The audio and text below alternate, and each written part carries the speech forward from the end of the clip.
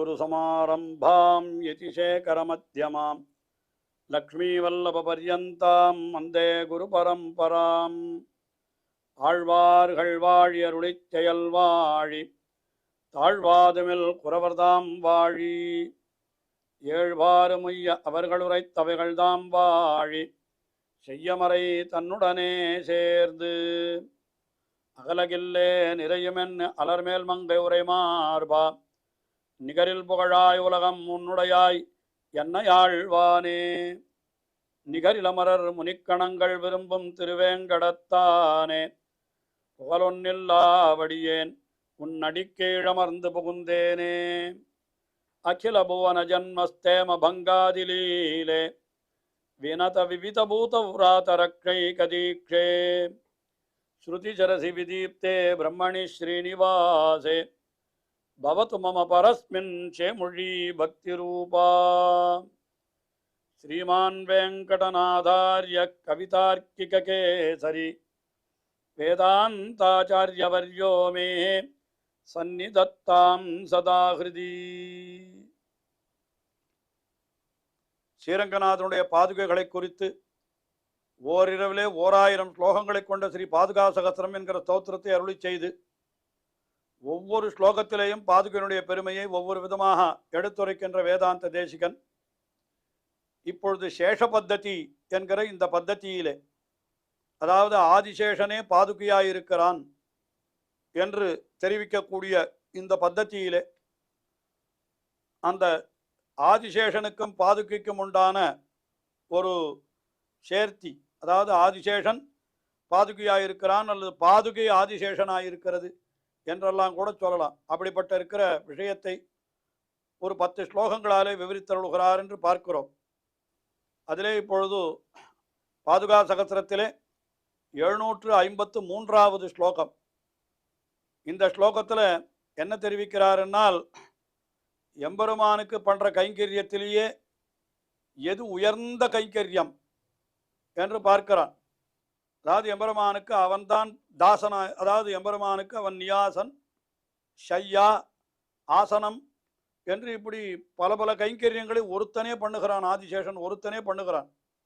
அதுதானே பொய்கை ஆழ்வாரும் அவன் சென்றால் குடையாம், இருந்தால் சிங்காசனமாம், நின்றால் மரவடியாம், என்றும் புனையாம், மணிவிளக்காம், பூம்பட்டாம், புல்கும் அணையாம், திருமார்க்கு அரவு என்று ஆதிசேஷன் பண்ணக்கூடிய கைங்கரியங்களை எல்லாம் பொய்கை ஆழ்வார் பாசுரத்தில் காட்டினார்.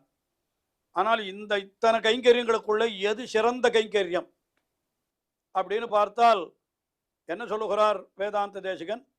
பாதுகையா இருக்கிறது தான் உயர்ந்த கைங்கரியம். ஏன்னா எவ்வளவுக்கு எவ்வளவு தன்னை தாழ விடுகிறானோ அவ்வளவுக்கு அவ்வளவு உயர்ந்த கைங்கரியம்.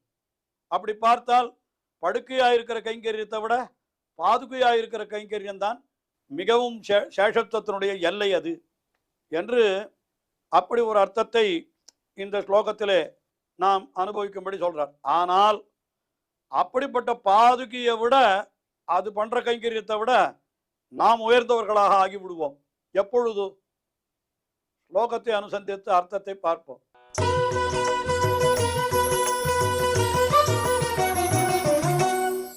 சேஷத்வம் அம்பயதி சம்ஸ்ரேதி பிரகாமம் த்வத் பூமிகாம் சமதிகம்ய புஜங்கராஜஹ த்வாமேவ பக்தி வினதைஹி வஹதாம் சிரோபிஹி காஷ்டாம் கதம் ததிஹவ கேசவ பாதரக்ஷே.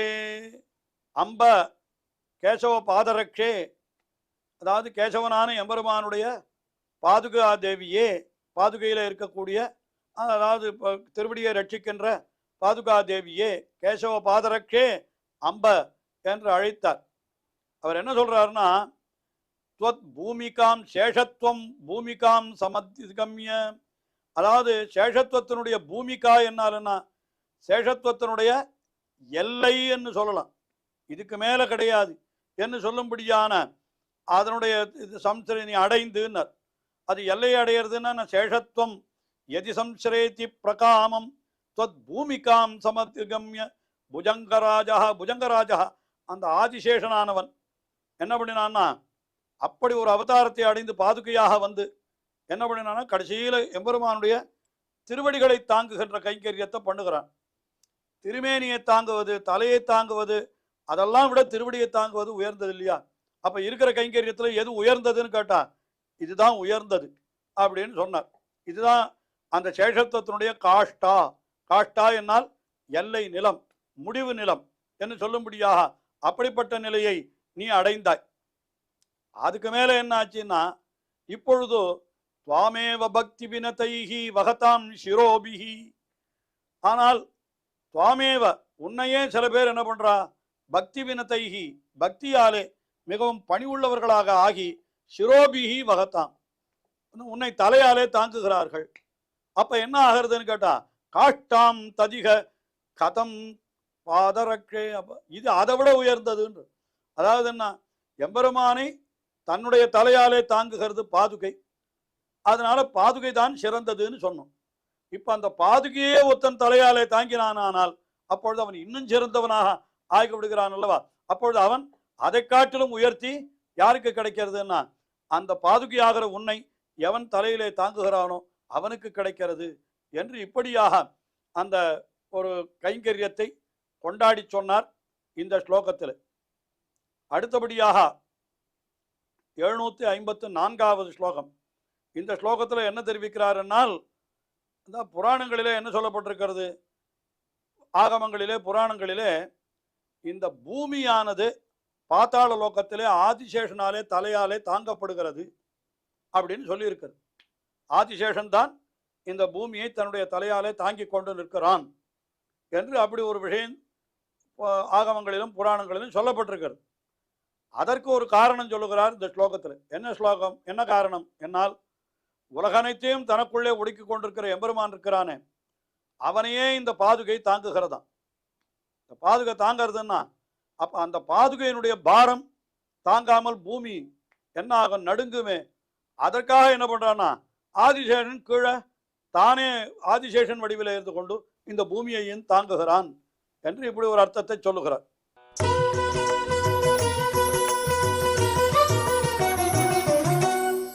மாபூதியம் மைனிஷண்ண பதஸ்ய நித்யம் விஸ்வம்பரஸ்ய வஹனாத் வியதிதேதி மத்வா தத்சே பலாப்யதிகயா மணிபாதுகே த்வம் சேஷாத்மனா வசுமதீம் நிஜயைவ மூர்த்தியா.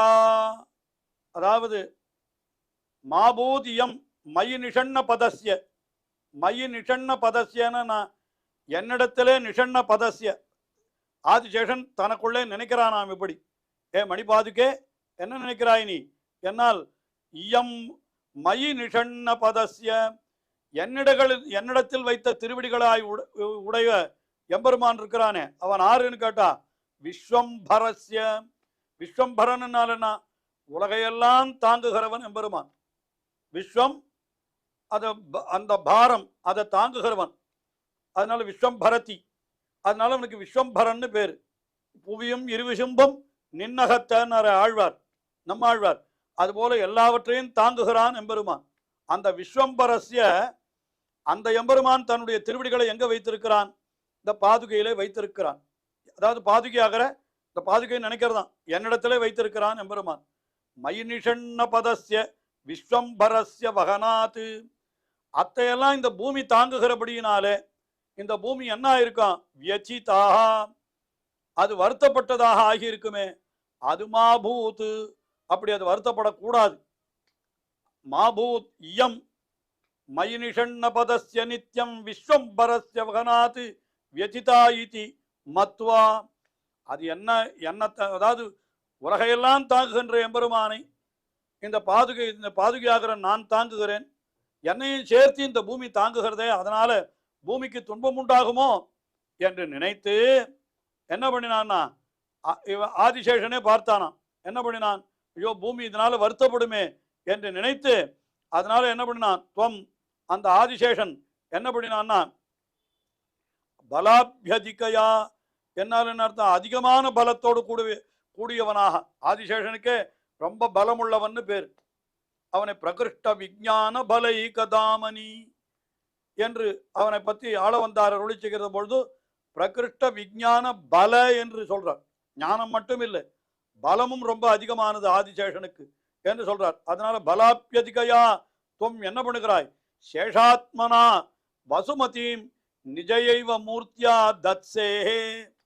அது என்ன பண்ண, சேஷாத்மனா ஆதிசேஷன் என்கிற வடிவை கொண்டு வசுமதியும் இந்த பூமியை நிஜைவ மூர்த்தியா உன்னுடைய உண்மையான ரூபத்தை கொண்டு, அதாவது இவனுடைய ரூபம் அந்த ஆதிசேஷ மூர்த்தி அவனுடைய ரூபத்தை கொண்டு தத்சே தாங்குகிறாய் என்று சொல்றார்.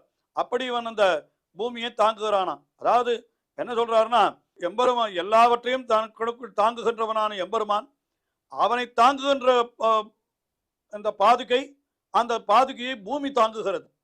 அதனால பூமிக்கு வருத்தம் உண்டாகுமே, அது வருத்தம் உண்டாகக்கூடாது என்பதற்காக என்ன பண்றானா, நீயே ஆதிசேஷன் என்கிற உருவத்தாலே பூமியை பாதாள லோகத்திலே தாங்குகிறாய் என்று இந்த ஸ்லோகத்திலே இப்படி அனுபவித்தார். அதற்கு அடுத்தபடியாக ஆதிசேஷனுக்கு எவ்வளவு பலம், கீழே அந்த பலத்தை பற்றி ஸ்லோகத்தில் ஒரு வார்த்தை சொன்னார் இல்லையா, ஆதிசேஷனை பற்றி சொல்ற பொழுது பலாப்யதிகயா என்று சொன்னார்.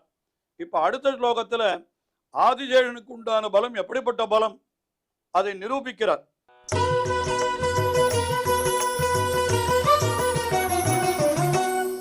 தத் தாதிருஷா நிஜபலேன நிரூட கீர்த்தி சேஷஸ்தவைவ பரிணாம விசேஷயேஷா ராமேண சத்யவச்சசா யதனன்யவாஹ்யாம் ஓடும் புரா வசுமதிம் பவதி நியுக்தா. உனக்கு மிக்க பலம் உண்டு என்கிறது நன்றாக அது பிரசித்தமாயிருக்கிறதுன்னு சொல்றார். பிரசித்தமான கீர்த்தி ஆதிசேஷனுக்கு உண்டு. தத் தாதிருஷா நிஜபலேன நிரூட கீர்த்தி. தத் தாதிருஷா அது அப்படிப்பட்டதான நிஜபலம், அது அந்த ஆதிசேஷனுடைய பலம், அது நிரூட கீர்த்தி நன்றாக நிரூபிக்கப்பட்ட அந்த புகழை உடையவனாய் அவன் இருக்கிறான். அது அந்த அப்படிப்பட்ட ஆதிசேஷன் தான் இப்ப இங்க சேஷகா தவையேவ பரிணாமம் விசேஷா ஏஷா. அந்த சேஷனுடைய பரிணாமம் தான், அதாவது அவன்தான் இப்பொழுது இப்படி பாதுகையாகிற நீயாக, அந்த ஆதிசேஷன் தான் பாதுகையாகிற நீயாக வந்திருக்கிறது. அதுல ஒன்றும் சந்தேகமே இல்லை. அந்த சேஷகா தவையேவ பரிணாம ஏஷா விசேஷா என்று சொன்னார். அப்படி இல்லை என்றால் இது நடந்திருக்குமா என்று ஒரு விஷயத்தை சொல்லுகிறார். உத்தரார்த்தத்தில் என்ன சொல்லுகிறார், ராமேண சத்யவச்சசா. ராமபிரான் என்ன பண்ணினான்னா, ரொம்ப அவன் சத்தியவச்சஸ், அதாவது பொய்யே சொல்லாதவன், அப்படிப்பட்டவன். ராமோ துர்நாபிபாஷத்தை என்றெல்லாம் அவனுக்கு பேர் உண்டு. அப்படிப்பட்ட ராமபிரான் என்ன பண்ணினான் என்னால், நீ ராஜ்யத்தை ஆளுவதற்கு திரும்பி வந்துதான் ஆக வேணும் என்று பரதாழ்வானாலே பிரார்த்திக்கப்பட்ட பொழுதோ, நான் வரமாட்டேன் என என்னுடைய தகப்பனார் எனக்கு நியமனம் சாதித்து விட்டார், 14 ஆண்டு வனவாசத்திற்கு செல்ல வேண்டும் என்று. நான் வனவாசத்தை முடித்து விட்டு தான் வருவேன். அப்போ அது வரைக்கும் உன்னுடைய பிரதிநிதியாக உனக்கு பதிலாக ஆள்றதுக்கு வேற யாரை வைக்கிறது என்ன அப்படி விசாரம் பண்ற பொழுது கடைசியில் என்ன பண்ணினான்னு கேட்டா, ராமபிரான் எத் அனன்யவாஹ்யாம் ஓடும் புறா வசுமதியும் பவதி நியுக்தா. வேறு யாராலும் வகிக்க முடியாத அந்த பூமி பாரத்தை வகிக்கிறதுக்கு யார் இடத்துல கொடுத்தான் என்னால், பவதி நியுக்தா. வசுமதி இந்த பூமியானது பவதி நியுக்தா உன்னிடத்திலே கொடுக்கப்பட்டது. எதுக்காகனா, ஓடும் புறா அப்படி தாங்குவதற்காக முன்பு கொடுக்கப்பட்டது. ஒருத்தராலும் தாங்க முடியாத இந்த ராஜ்ய பாரத்தை தாங்குவதற்கு முடிந்த ஒருத்தர் உண்டுன்னா அது பாதுகை தான் என்று தீர்மானம் பண்ணித்தானே சக்கரவர்த்தி திருமகன் தன்னுடைய பாதுகையை அந்த பரதாழ்வானிடத்திலே கொடுத்தான். அப்படி பார்க்கிற பொழுது அந்த அவனுடைய பலம் நன்றாக தெரிகிறது அல்லவா. அதனால ஆதிசேஷன் தான் பாதுகையா இருக்கிறான்னு சொல்றதா, இல்ல பாதுகை தான் ஆதிசேஷனா இருக்கிறதா என்று சொல்றதா, எப்படி சொல்றது? அந்த பாதுகைக்கே, அதாவது ஆதிசேஷனுக்கு உண்டான பலம் பாதுகைக்கும் உண்டு. எப்படி தெரிகிறதுன்னா, இந்த ராஜ்ய பாரத்திற்கு இவன் தான் தகுதியானவன் என்று அந்த பாதுகையை கொடுத்தான் அல்லவா ராமபிரான் என்று அந்த அர்த்தத்தை இந்த ஸ்லோகத்திலே அற்புதமாக தெரிவித்தருளினார். தொடர்ந்து அனுபவிப்போம். ஸ்ரீயக்காந்தாய கல்யாண நிதையே நிதயேர்த்தினாம் ஸ்ரீவேங்கட நிவாசாய ஸ்ரீனிவாசாய மங்களம். ஸ்ரீமத் சுந்தர ஜாமாதர் முனிமான சவாசினே சர்வலோக நிவாசாய ஸ்ரீனிவாசாய மங்களம்.